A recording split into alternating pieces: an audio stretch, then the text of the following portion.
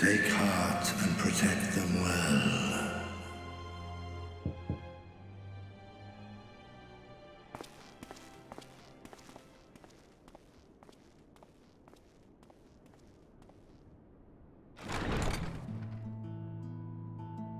Good, you're here. You haven't eaten yet, have you? We've bought quite a spread if you're interested. Only the finest dining from the last stand.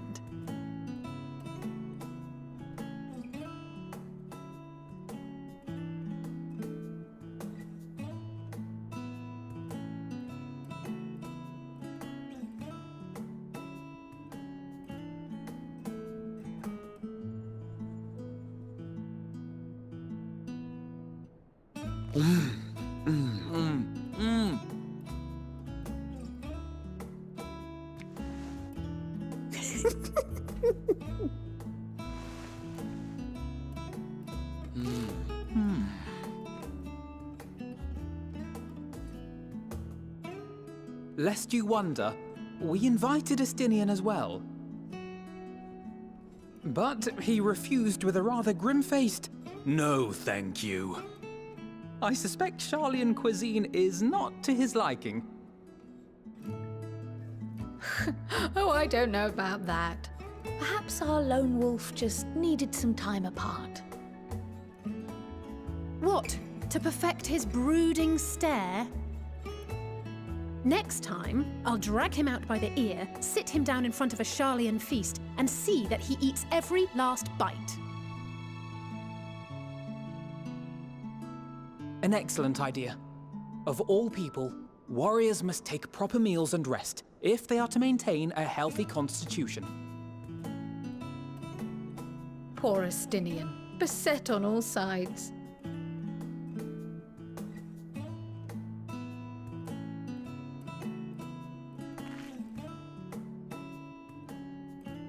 Speaking of one's physical condition, Mistress Quile, I hear you recently played literal host to Heidelin herself. And what an experience that was. Tiring, yes, but no lasting harm done. If anything, I should have liked to speak with her longer. I've not felt a hint of her presence since. Heidelin instructed you to carry that flower, yes?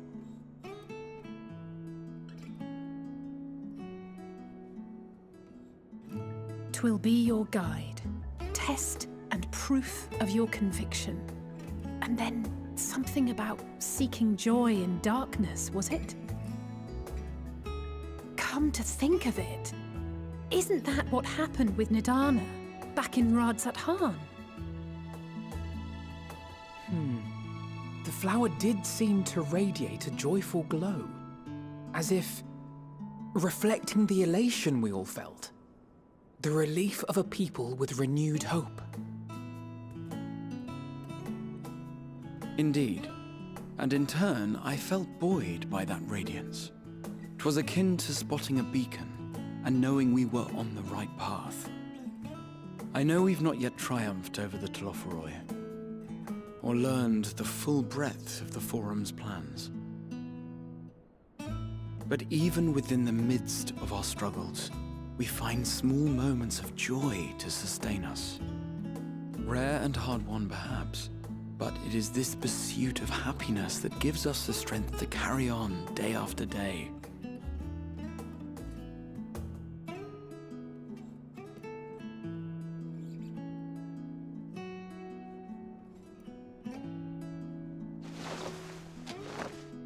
Hey, that's mine. To the swift the spoils. Though I recall that levitation spell of yours was quick enough. Only barely. And even at my best, I'm still too slow to wield it effectively in battle. Mayhap I simply require more practice with this new magic. You unearthed it from the depths of Numenon, I presume? Aye, and from a veritable mountain of arcane tomes at that. 'Twas necessary to facilitate my solitary explorations. To put it simply, you used it to sneak around the forbidden archives. Yes. Well, after a fashion.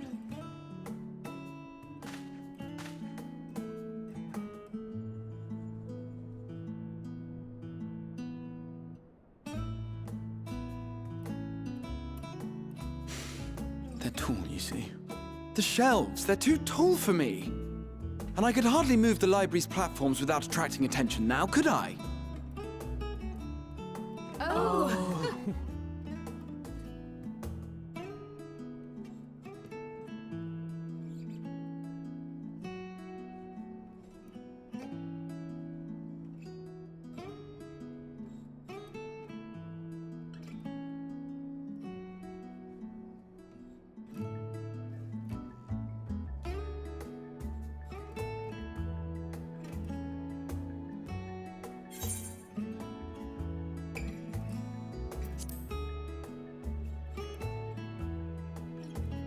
One last cup of tea, then.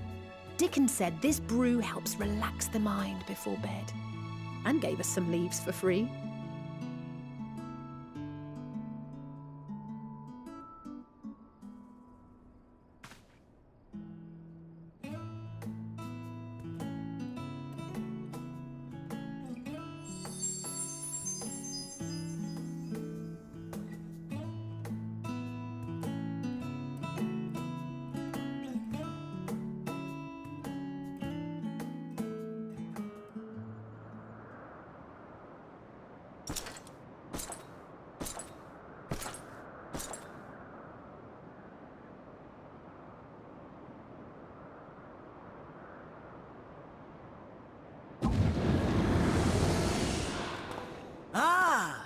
Enjoying the bracing cold, I see. Do you not own a warm coat or a cloak? Something in fur? Or fashioned from the skins of your enemies? Or... well, never mind that. I come to you once more as the bearer of bad news. Our tower in Ffxiv has been toppled, and I need not tell you by whom. Given how many we have at our disposal, the loss of a single spire is hardly fatal to our plans. It does, however, slow the rate at which we siphon the ether. If they continue to preoccupy themselves with the towers, then all will be well. But should our foe prove bold enough to strike at us here, then the timing becomes questionable.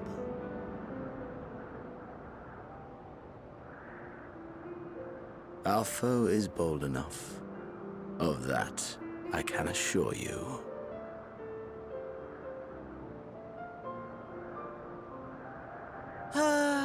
Yes, very well then. I suppose I must prepare a proper welcome. Honestly, talk of your nemesis is the only thing you seem to enjoy. Does nothing else spark your interest?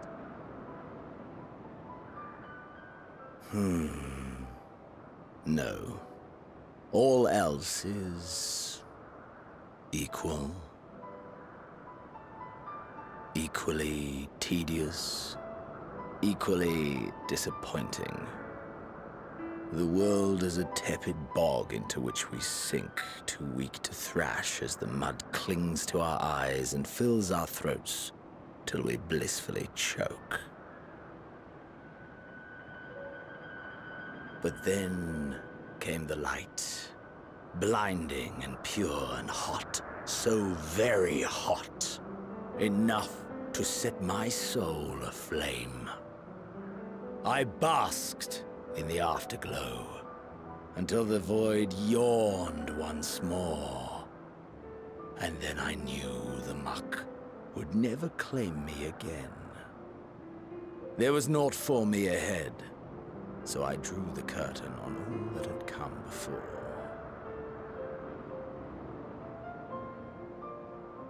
Burn. Burn. Let the whole star burn. I will have my contest. I will reclaim my moment.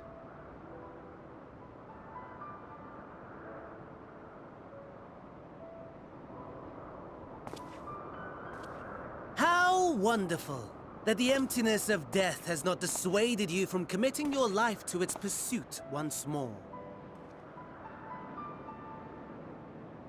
I don't know whether to envy you or pity you.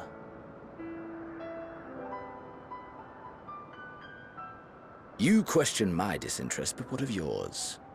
Despite your noisome antics, I sense you take little pleasure in this endeavor. Mercy, my lord. Such pointed barbs from one who barely acknowledges my existence.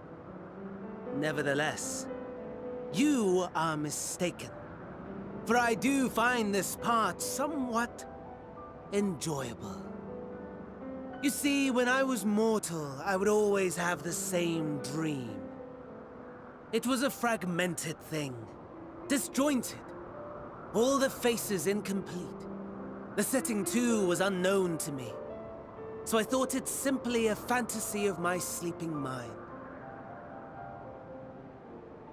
Until one day, I realized it was showing me the truth. Much as your dream of the final days enlightened you.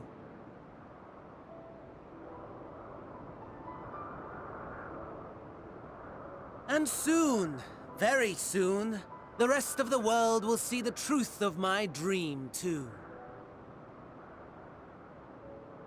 Yes, I think that is something we can both enjoy.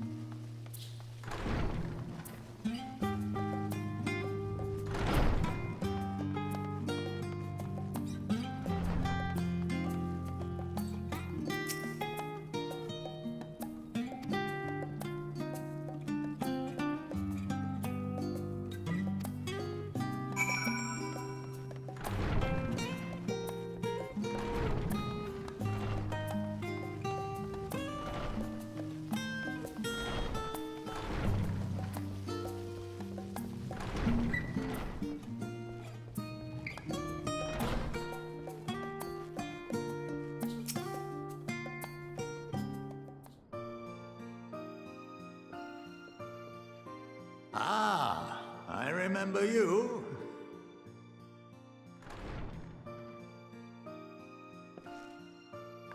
I pray we have not caught you at an inopportune moment. We wanted to offer our thanks for your kind words in the forum.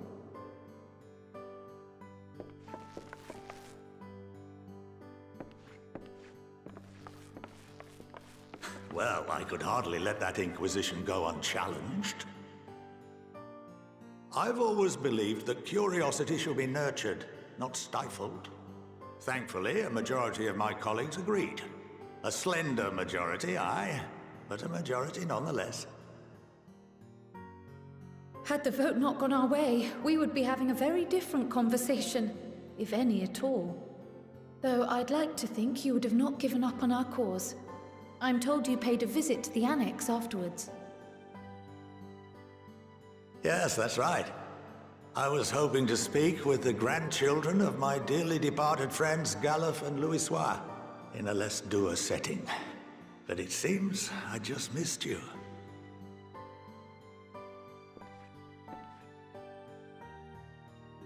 I still can't believe how much you've grown. If only your grandsires could have seen the way you presented yourselves to the Forum. Why, it fair brought a tear to my own eye.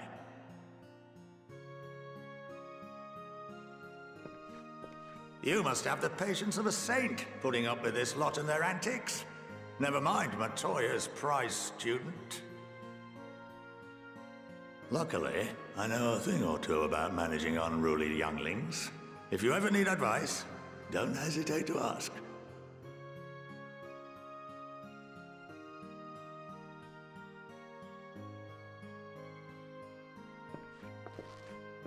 If I may, there is a rather more pressing matter we wish to discuss. What can you tell us of this duty that the Forum must fulfill? Nothing, I'm afraid. Like all humble servants of the Forum, I am sworn to secrecy. Or rather, I couldn't tell you if I tried. Our duty is of the gravest importance. Furthermore, if the particulars were made public, it would incite widespread panic. As such, those entrusted with this duty have been bound by an enchantment, which prevents us from speaking of such matters without the express permission of the Forum. How is that even possible? It's been some time since I last gave a lecture. Please, take a seat.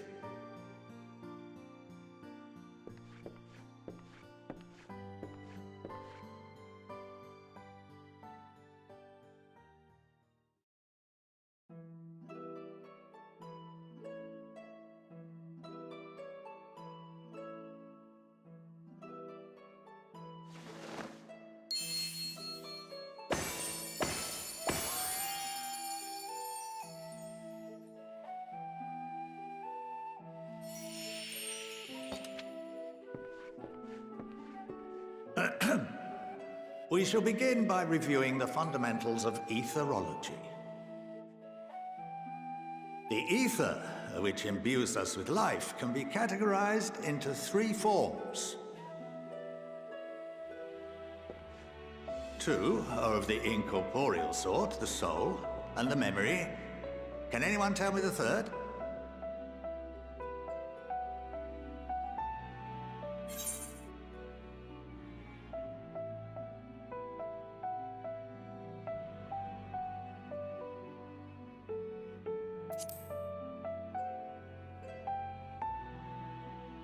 Not entirely inaccurate, but nor is it the answer I was looking for. That would be corporeal ether. This is the form with which the layman is most familiar.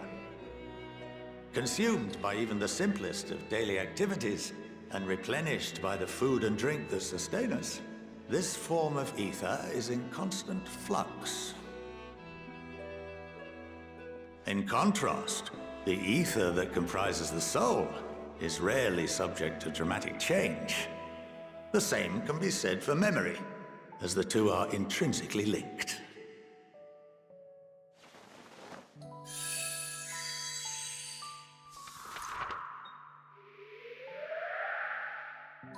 Picture the soul as paper, and memories as words written upon it.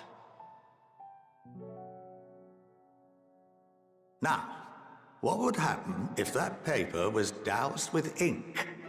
The same type of ether as comprises the memories.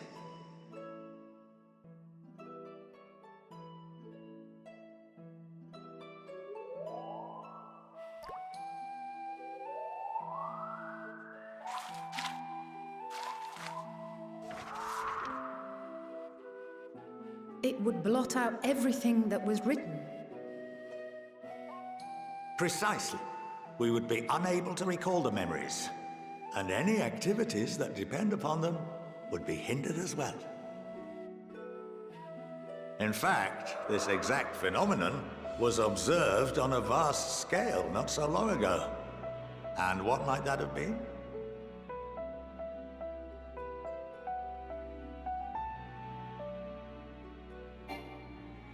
The seventh Umbral Calamity.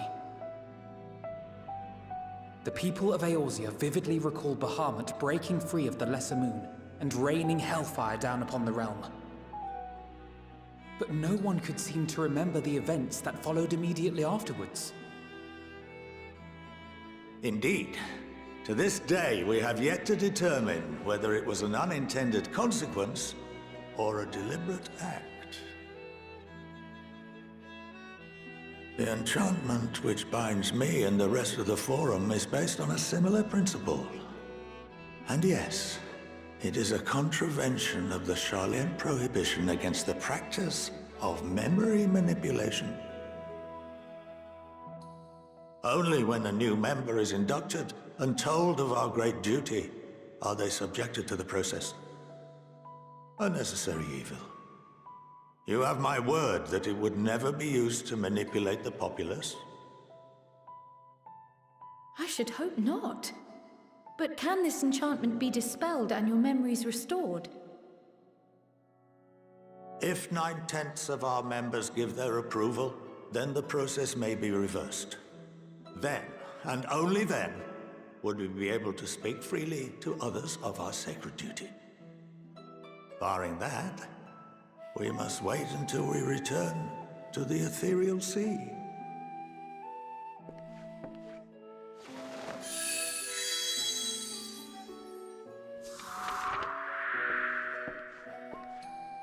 For there we will be purified, the blots upon our souls washed clean.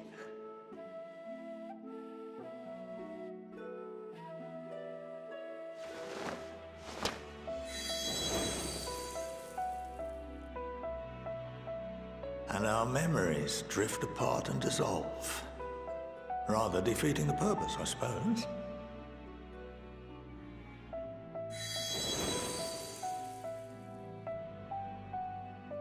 But there are those memories that are indelibly etched upon our souls, some believe.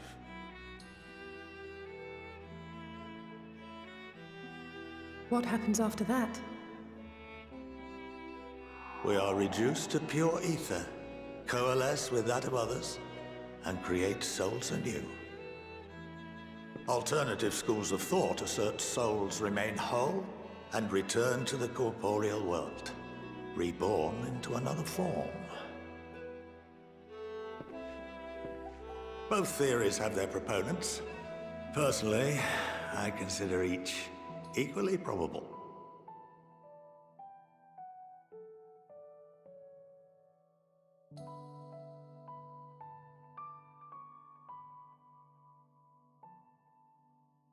Well, I think that's enough education for today, now that I've given you some food for thought. Or rather, an entire banquet.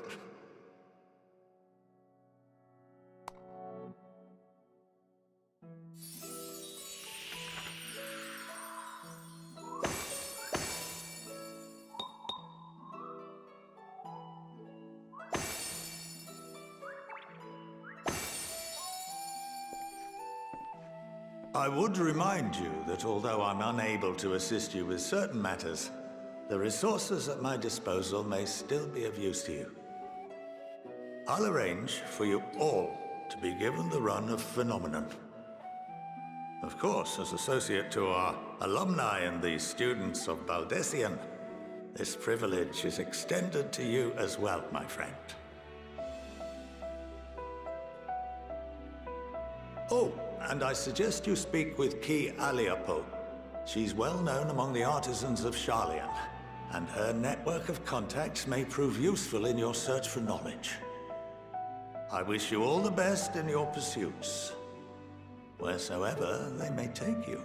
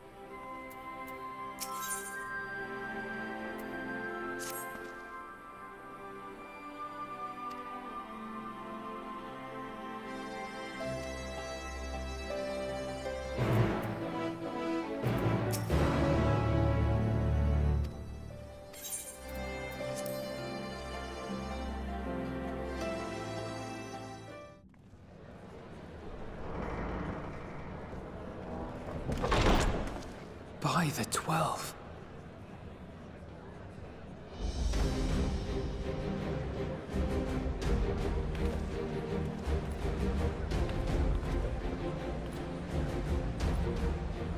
Glad you could join us.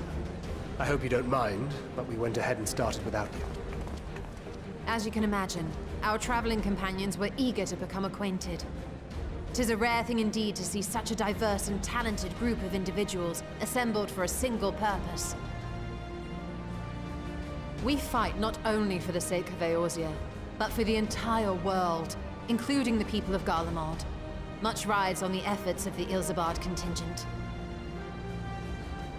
Indeed, which is why I am glad to find myself in the company of many trusted comrades, yourselves included. Lucia! I have come at the behest of Lord Emmerich, who has honored me with the role of Ishgard's representative. And for the good of all nations, not least my former homeland, I am determined to see this mission through to its end. We have a hard road ahead of us, but walk it we shall, together.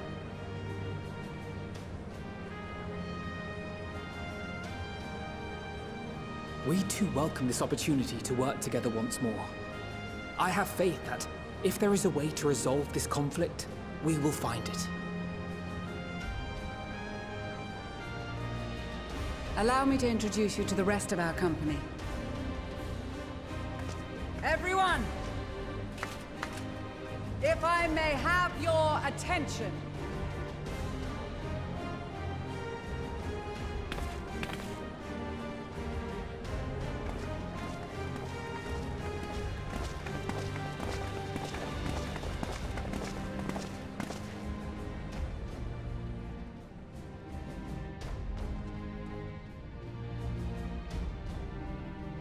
Might I ask you to speak first?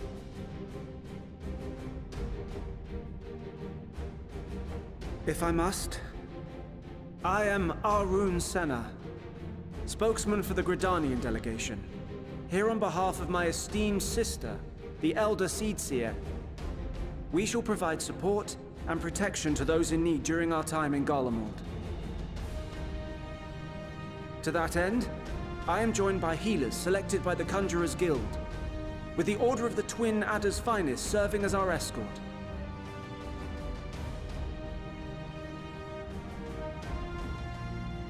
Of course, with an experienced white mage such as yourself accompanying us as well, those requiring more involved treatment will be in safe hands. Raya O sends her regards, by the way.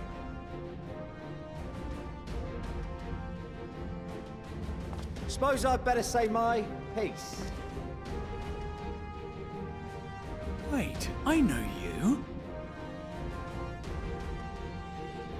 The name's Sickard, in case you've forgotten. Truth be told, I'd rather you had forgotten. Any road, the Admiral asked Captain Hilfear to send his best, and for whatever reason, he picked me. Of course, if I'd refused, I'd be the laughingstock of the bloody executioners, and my reputation's taken enough of a keyhauling as it is. But more importantly, like any pirate worth his salt, I know when you're staring down a storm, you gotta trust in the commander of your ship. So if the Admiral wants us to go to Garlemald, not for plunder and glory, but the promise of peace in our time, then that's what we'll do.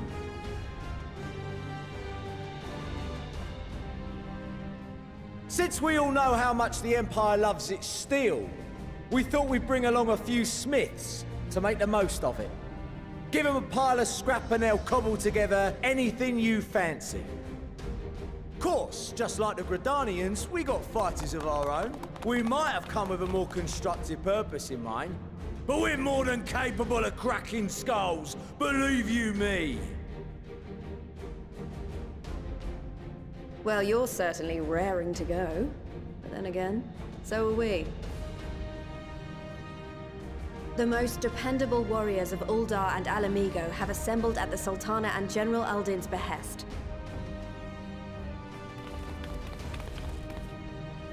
If Garlemald has truly fallen, then the whole place is likely to be crawling with Telophoroi.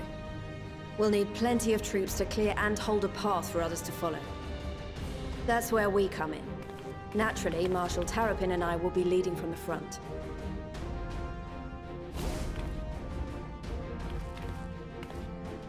It's been some time since I last saw you in your element on the battlefield. From what I've heard, you've become pretty fearsome yourself. Master Matoya? The Avatar of Destruction?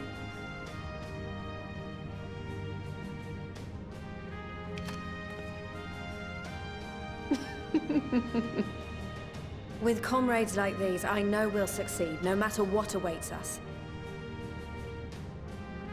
And then we might finally get a chance to enjoy a good long rest.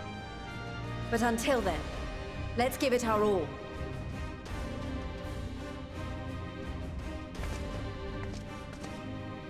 As for Ishgard, we Temple Knights have come in force to uphold our nation's commitment to the peace and welfare of our allies. The bitter cold of Garlemald is a formidable enemy in of itself. Our experience fighting in ice and snow will prove invaluable in the days ahead. Accordingly, I have been designated commander of the Ilzabard contingent. I will do all in my power to provide you with the leadership and guidance you require. The four high houses, House Hylinart foremost among them, have arranged for a host of machinists to join us on our mission. Their knowledge of Imperial Magitech is sure to be a great boon. They will address any problems of a technical nature, together with the smiths of Limpsa Lomitsa. There is another awaiting introduction. Lord Emanolain! Ah, yes. Emanolain de Forton, at your service.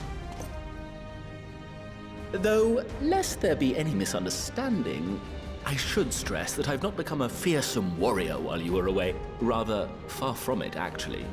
My brother, in his infinite wisdom, decided this would be an excellent chance to make something of myself. Oh, and fight for world peace and all that. But, should the opportunity arise for a spot of ballroom dancing, I will be your twinkle-toed gentleman of light.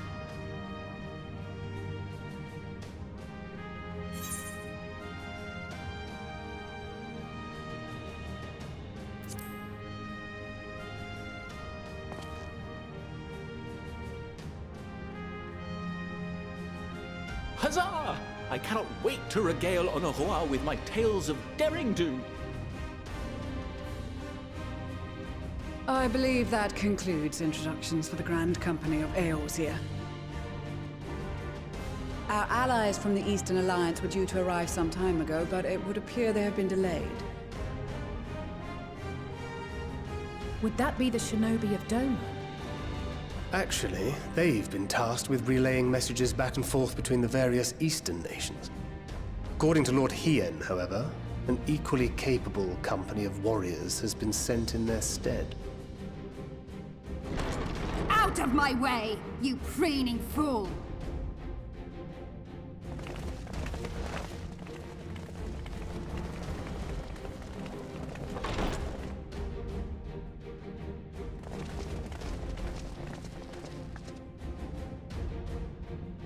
Forgive us for coming late. We are the delegates of the Eastern Alliance. Cyrena, and you've brought company. For battle and blood we come, as a step is sorely lacking in both. No towers befoul our lands, so we marched on those of Doma, only to find them beyond our reach. But now our thirst for slaughter will be slaked. No quarter to the enemy! Sadu Hatun, no. We go to make peace with the Iron Men, not war. Warriors of the Steppe, we've heard many tales of your bravery. We welcome you as allies. And these other ones you have brought are... Members of the Dalmascan resistance group. Lente's tears.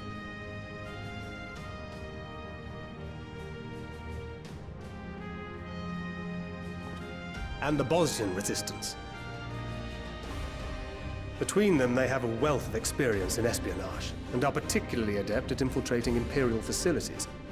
Which is fortuitous, since Garlemald's domain is so vast that I could never hope to handle reconnaissance duties all by myself. Dalmasca, Bosnia, Alamigo. All lands which have suffered the tyranny of the Empire. I would never presume to question your motives. Nevertheless, I must reiterate that our goal is to aid the victims of the Telophoroi, the common folk of Garlemald. And they are victims, make no mistake. Though I understand that many may struggle to see them as such. You're more right than you know. For every one of us that answered the call, there were a dozen that refused. Not only in Alamigo, but everywhere we went. And who could blame them? The Empire's always been the enemy. But after seeing what we've seen, fighting and working against and with Garleans, there's no denying the simple truth. They're just people. No different from you or I. They've got their share of liars and murderers, but so do we. So do we all. Fordola, who once swore herself to Garlemald, has proven herself a trusted ally time and time again. Every Eorzean here knows Cid Garland, the Imperial defector who shared with us countless technological wonders. Maxima, who stands with us today, tried to reform Garlemald from within and make peace with Doma. So you can believe me when I say that every fighter here understands and accepts that the Imperials are not monsters and are deserving of help. Or at least that they were able to put aside their feelings for the greater good. It won't be easy, but we're all determined to make this world a better place.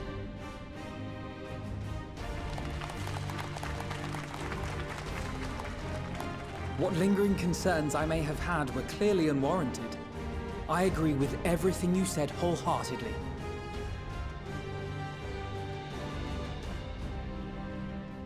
Then we are in accord. Now, let us review our strategy. To reach the Garlean capital in northern Ilsabard, we must cross the central mountain range. Fortunately, Garlond Ironworks can provide aerial transport, sparing us this most treacherous part of our journey. However, attempting to fly any closer to Garlemald would attract the attention of the Telophoroi. As they appear to have seized control of the majority of the Imperial military, we must assume that includes its fleet. In addition, Garlemald possesses devices that can interfere with airship navigational systems, further discouraging an airborne approach. Given the circumstances, the closest we dare deploy our contingent is an area between the range and the capital, the Magna Glaciers. From there, we must travel the rest of the way on foot. We will also need to bring the airships with us to ensure we can withdraw with haste. Although much of the terrain will be blanketed in snow, we should be able to make use of local roads and shipping facilities. The vast ice field will afford us an unobstructed view of the surrounding area. On the other hand, it will also allow others to easily spot us, so it is imperative that we only make camp in positions where we can easily defend ourselves. And the airships, which must be kept safe at all costs. We cannot account for every possibility, so we must be prepared to think on our feet. We will be tested. Sorely tested, I expect. But for our homes and for our people, and a people not our own but in need, we will succeed. Spare no effort in your preparations. Once we depart, there is no turning back.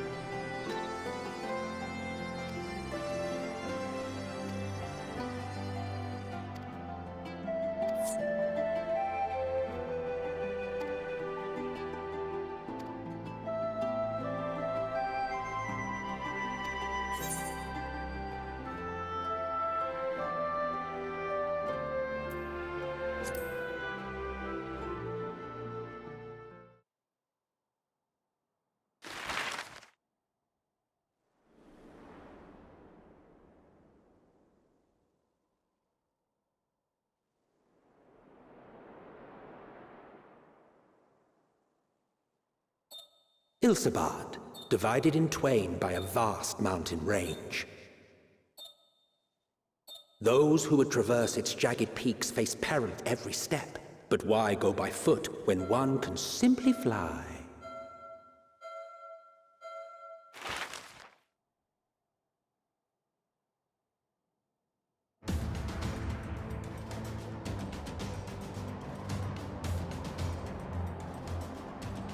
On the outskirts of the Imperial capital, in the frozen wastes of the Magna Glacius,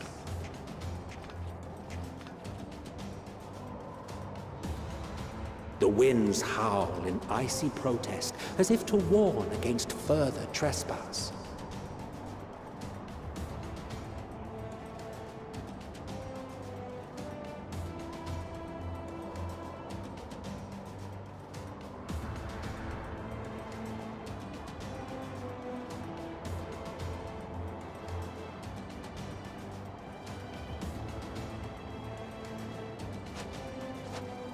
We've received word from Thancred's reconnaissance party. They've sighted a detachment of heavily armed Imperials. Survivors of the Civil War, perhaps? Perhaps, but there is more to it than that. Maxima reports that they're led by Vergilia, legatus of the 3rd Legion, which comprises the bulk of their number. However, they are also joined by several members of the 1st. From what I recall, the 3rd Legion fought for Nerva in the War of Succession following Varus's death. The 1st, on the other hand, were under the direct command of the Emperor and rejected Nerva's claim to the throne. These legions were enemies. Indeed. In fact, our sources claim that it was a conflict between them that sparked the Civil War. Yet now, these former foes cooperate to defend a ruined Garlemald from invasion. Then it is all but certain they have been tempered. So, what's the plan? If me and my crew is out reaving, we charge straight in, no messing about. But that ain't what we're here for. Quite right. Soldiers or no, they are people of Garlemald. The very ones we have come to aid. Direct confrontation is unavoidable. Nevertheless, we must make every effort to limit casualties on both sides. Rather than kill them, I would remove them from the field. How so? Savage beatings, disarmament, and imprisonment? Not impossible, but easier said than done in the heat of battle.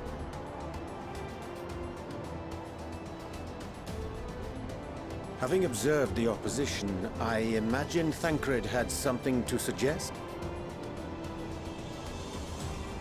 He did. He and the other scouts have already infiltrated a supply depot some distance beyond the Imperial detachment's current position. Stored within is a stockpile of Magitech armaments, and once we give the signal, Thancred's team will destroy them all.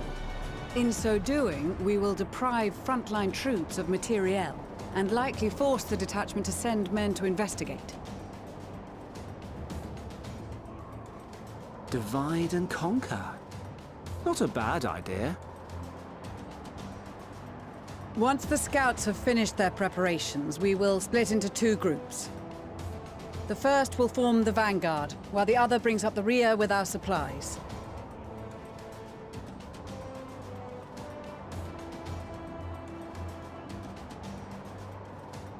As for the Scions, I ask that you lend your assistance where you deem it needed most. I would prefer, however, that you accompany the rearguard and be prepared to join the van at a moment's notice. Kept in reserve as our trump card, so to speak.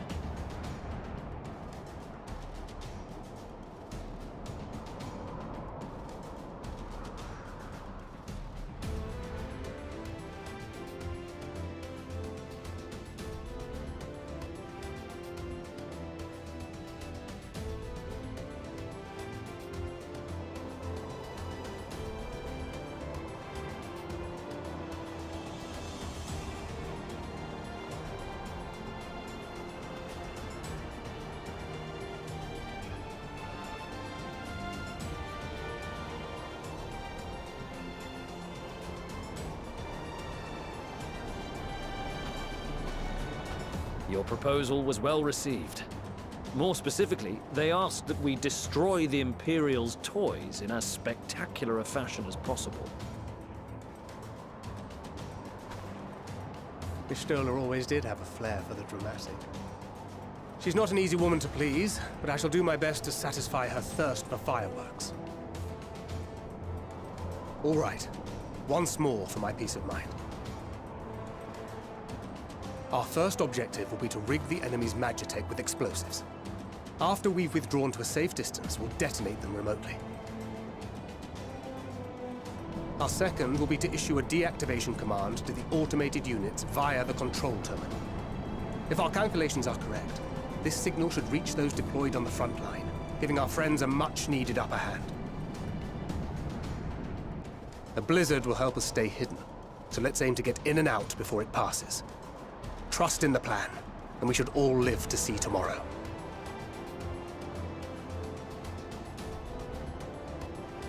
In the meantime, I will relay messages back and forth as the situation unfolds.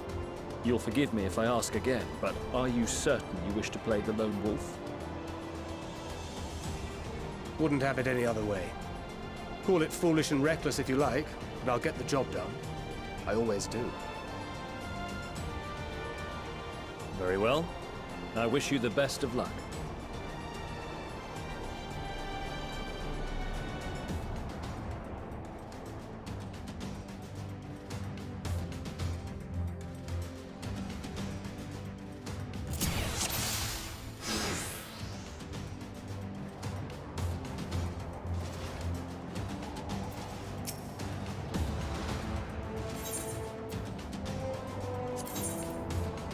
Keep your wits about you.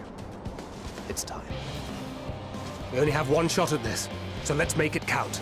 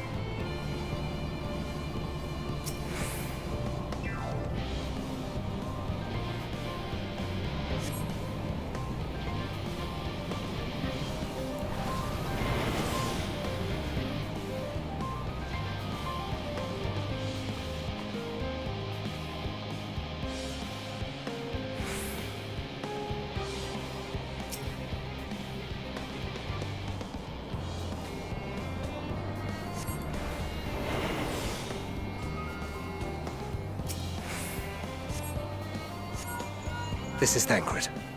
The explosives are in place. Very good. All is proceeding as planned. Head to the control terminal. It should be to the northwest. Understood. Have the others wait at the rendezvous point.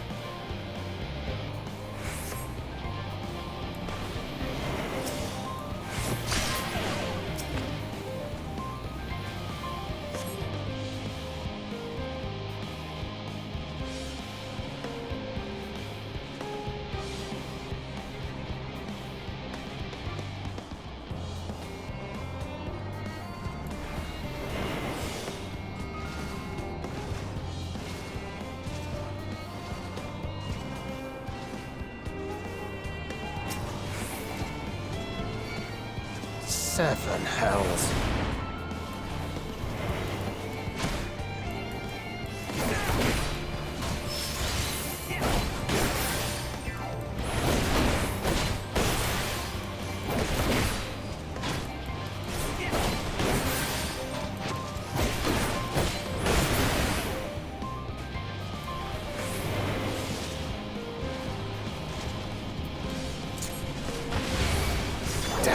Spotted.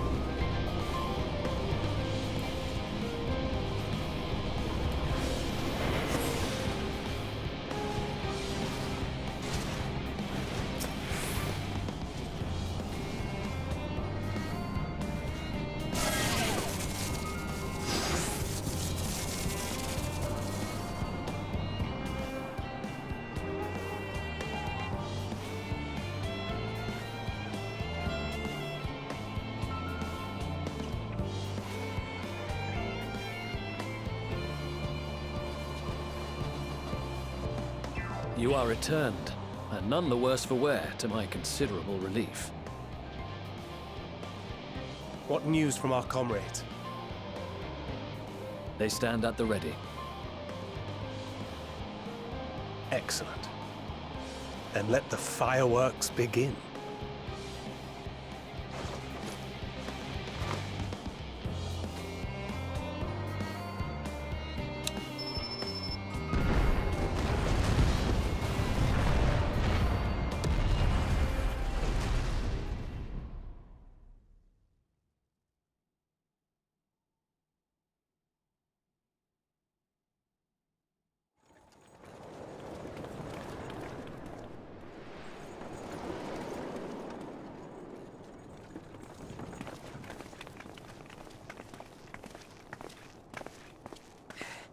The blizzard's beginning to clear.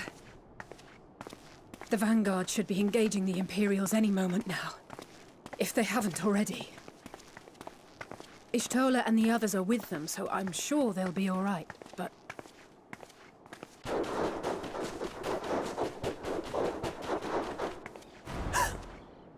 Wait!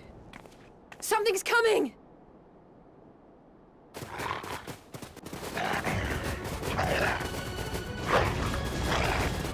Oi, oi! Looks like we ain't the only ones who sent out scouts. Keep them away from the carriages! We lose those, and we're as good as dead!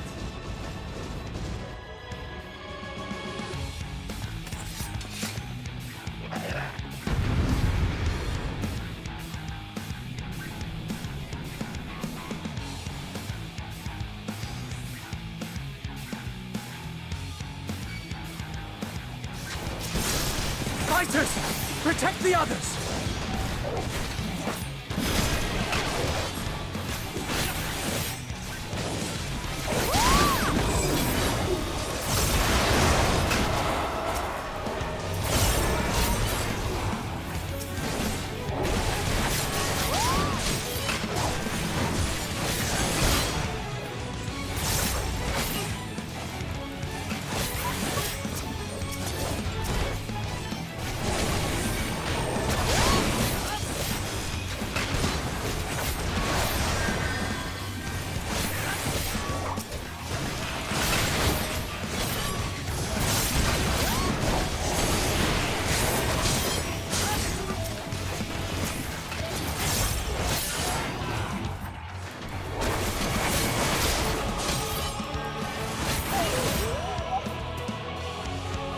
brief respite, but stay alert.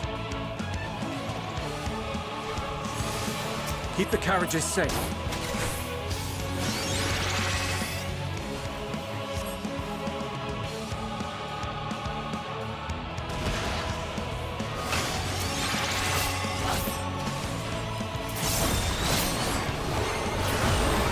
What impeccable timing!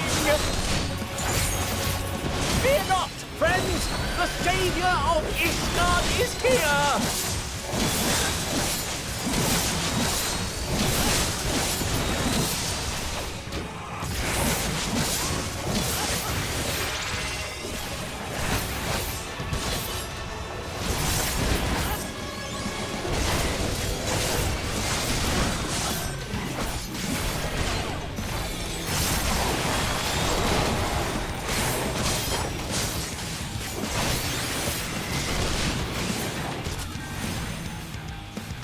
A fine display, but the other carriages are still in danger.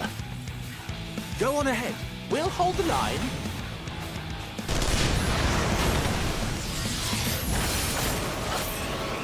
We're the only ones still struggling. Time we put our backs into it then.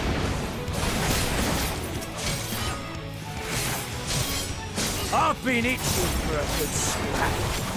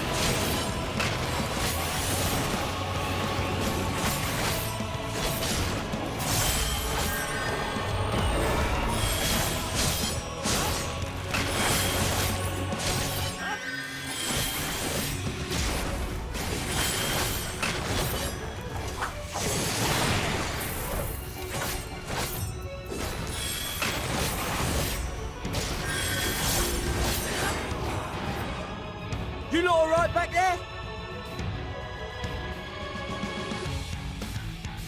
We're fine, and ready for more. Hear that? Get to the front and turn the tide.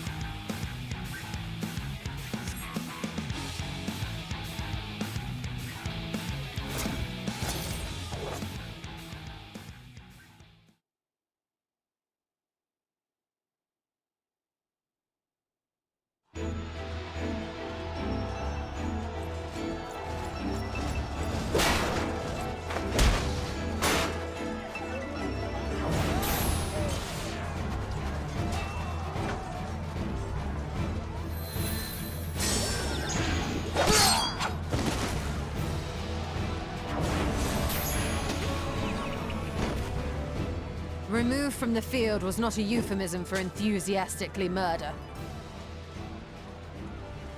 It's nothing that won't heal in time. The trouble is, their tempering has made them utterly fearless. Subduing them would be easier if they had the capacity to submit in the first place. Well, this is the path our young charges would have us walk, and that we all agreed to follow. You knew it would be hard, yet still you pledged your lance, did you not?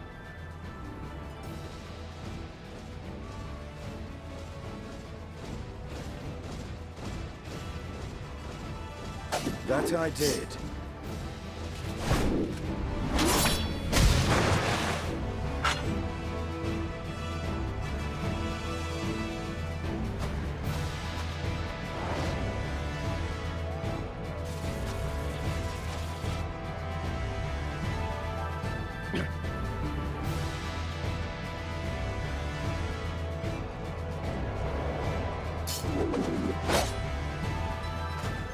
That's That's Vergilia! Damn it. I need to help the others take her down.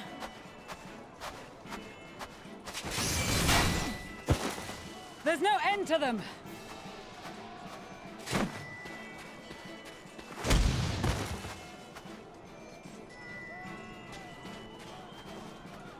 I was wondering when you'd turn up.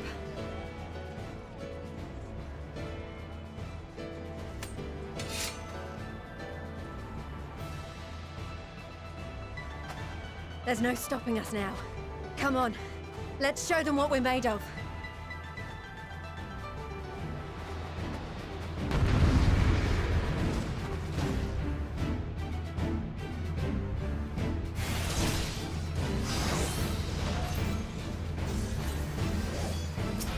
We have them now! Forward!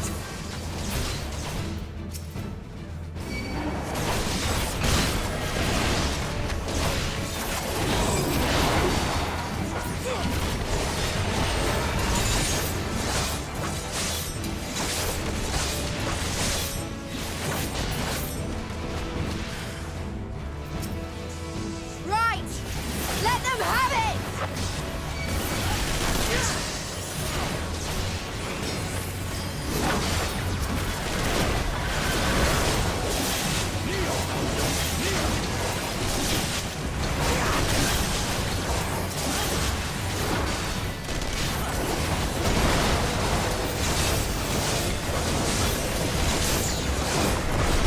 As a raging bull!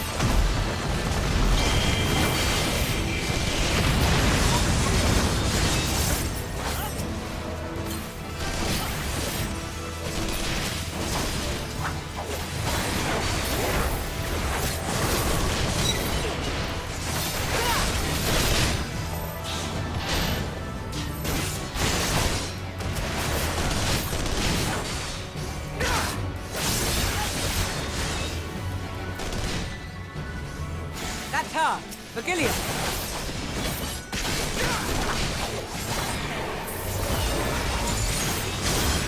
Do not fall behind!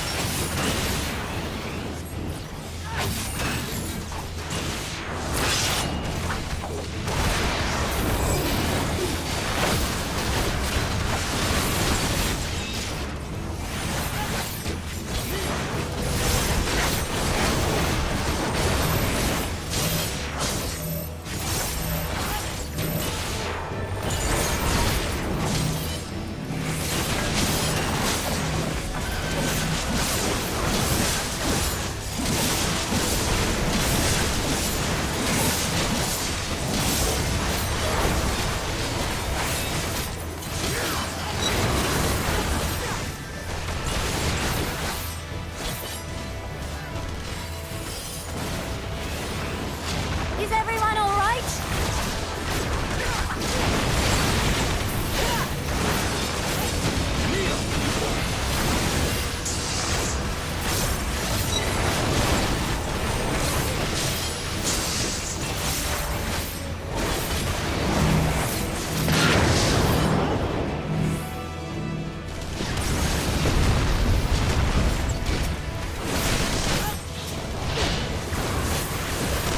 Or die!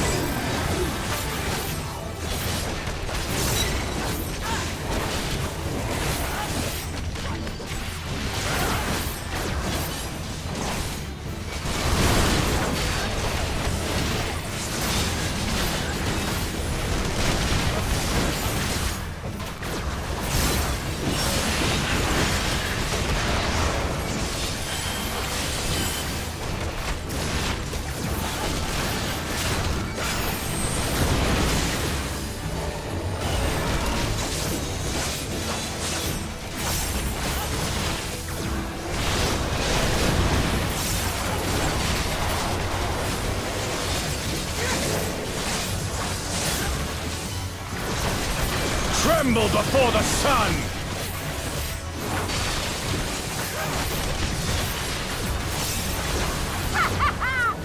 May your scream fill the air!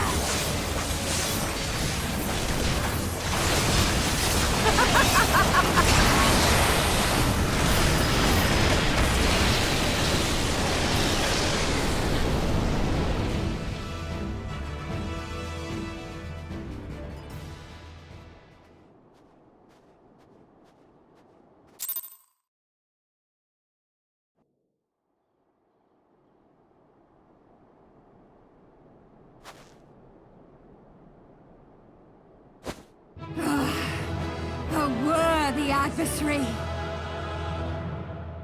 Rest, recover, reclaim yourself. Then we will fight again, to the death! Sadu Hatun!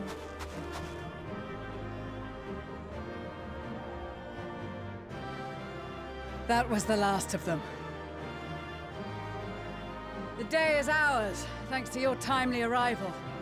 What of the supply caravan?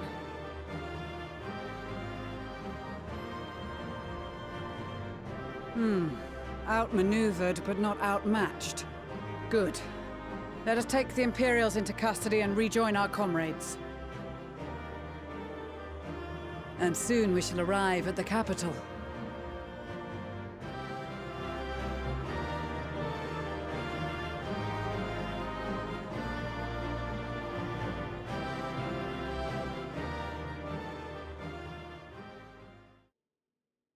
So cold and unforgiving.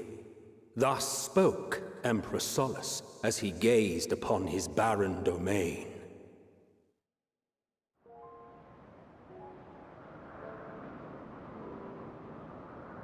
"800 years it had been since the Garleans first set foot here.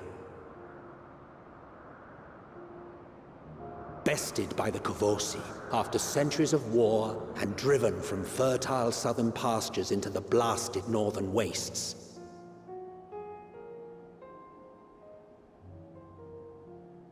In that garden of desolation, they clung to one another for warmth, freezing, hungry, desperate, hated.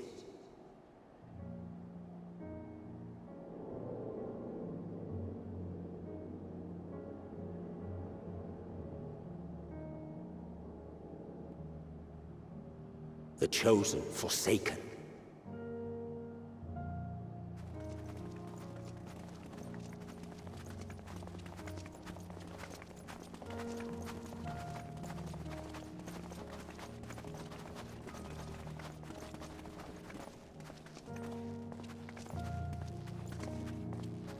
In the year 1513 of the 6th Astral Era, a young legatus named Solus single-handedly sparked the Magitech Revolution.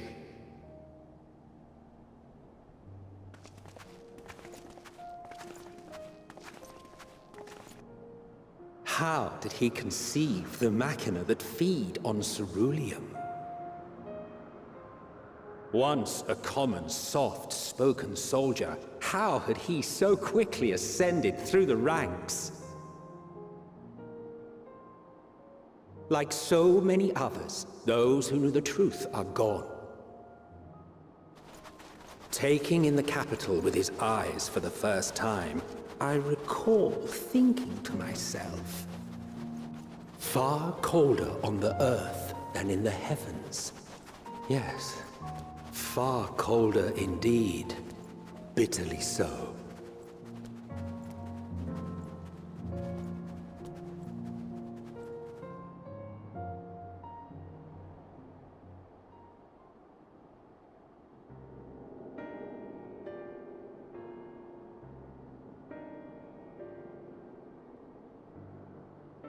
Not so much as a whisper. The roads leading beyond the city walls would have been used less in recent years. Nevertheless, this was one of the most important gateways into the capital. A buzz day and night with activity, aye. Merchants passing through the checkpoint, many of them stopping at the local hostelries. Surely they cannot all have been tempered. We can consider the question after we have made camp. If we spend any longer outside, we may well freeze to death where we stand. The tempered Imperials, too.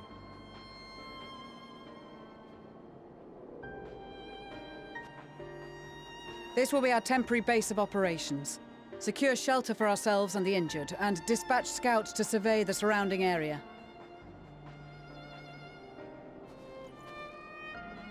If we're planning on staying here a while, we ought to give this place a proper name. Well, the constant sound of ice cracking underfoot makes me think of broken glass. An apt name, perhaps. But enough of this. To work, everyone!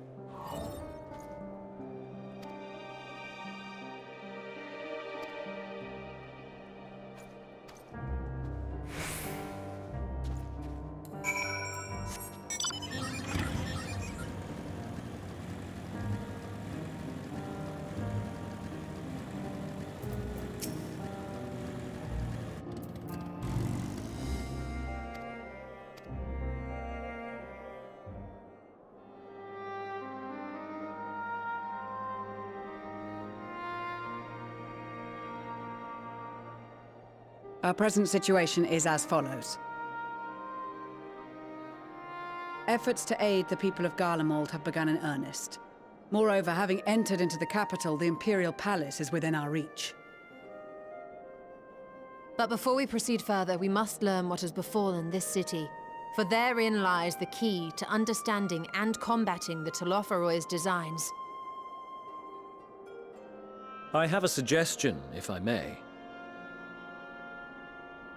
Several of the Imperial soldiers we captured on the Magna Glaciers are members of the Populares and acquaintances of mine. Once we have cured them of their tempering, they should be able to give a reliable account of the events leading to the capital's downfall. A promising idea. I will assist the healers and their ministrations. Of course, I will require a proxy of my own, assuming you can spare one. Would you like a hand? No, I am sure we will manage. Better that you take my place in the field. The noxious ether of this place disagrees with me, and as I shall need to draw on my own for the treatment, 'twill be prudent for me to remain within the camp. This talk of curing the tempered is all well and good, but I reckon the cold is a more pressing concern. All the houses round here are fitted with ceruleum heaters that could keep us warm and toasty. Problem is, the machines seem to have given up the ghost, and if we keep sitting around, freezing our asses off, we'll be next. My smiths reckon that with the right parts, they can have them working again, but it won't be easy. Understood. The machinists will assist them in the repairs.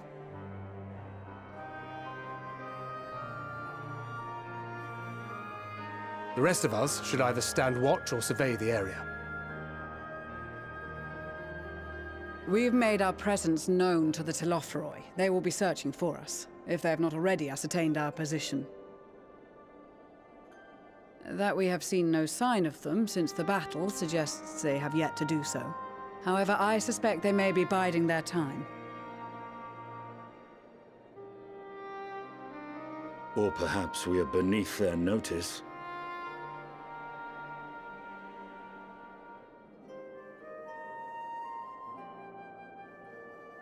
In any event, we'll find no answers standing around here.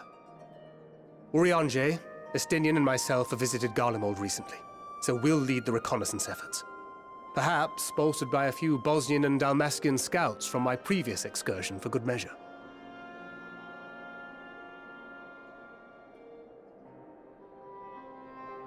Don't forget about us Alamegans.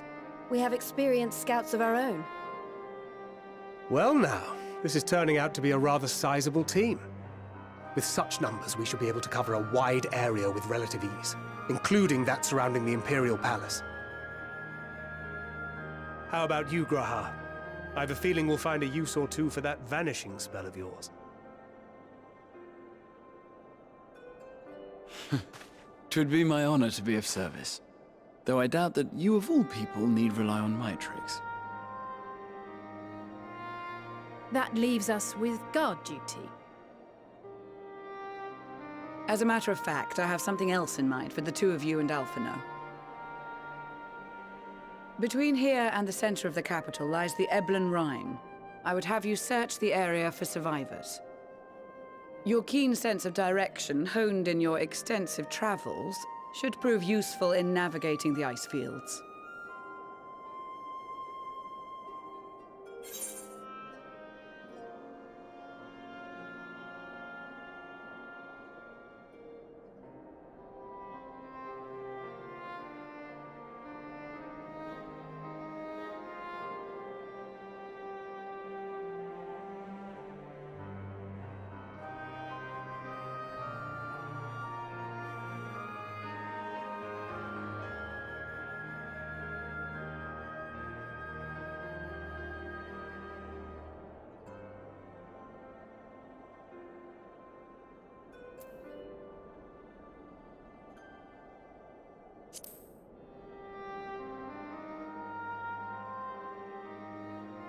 I have faith that you will, and look forward to greeting you on your safe return.